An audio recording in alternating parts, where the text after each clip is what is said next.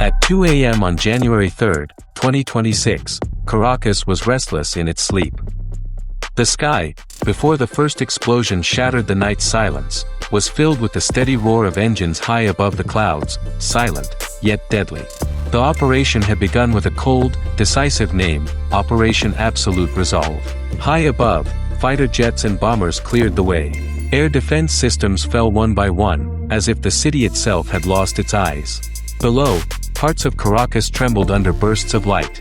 Not for total destruction, but to break resistance.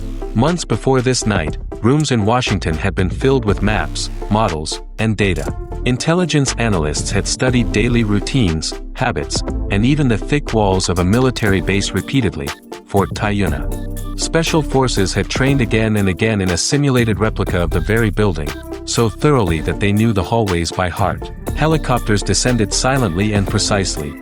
Armed shadows, swift and quiet, entered the compound. The mission was clear: Nicolas Maduro and his wife. Inside the building, Maduro moved toward a safe room, a room meant to be the last refuge. But time was not on his side. The door never closed. The mission ended before it could reach a critical point. The skirmishes were brief and limited. There was no heroism, only speed, planning, and the conclusion of a long pursuit. Maduro and his wife were escorted out under tight security.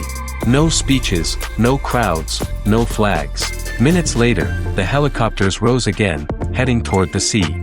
The first destination was the USS Iwo Jima in the Caribbean. From there, transfers continued, Guantanamo, then a military flight to New York.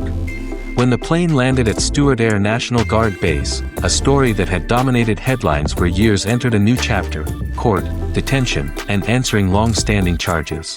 In the world of politics, this operation drew a new line, a controversial line, full of legal and ethical questions. But on that particular night, for the forces carrying out the mission, only one thing mattered. An operation planned for years had finally come to an end.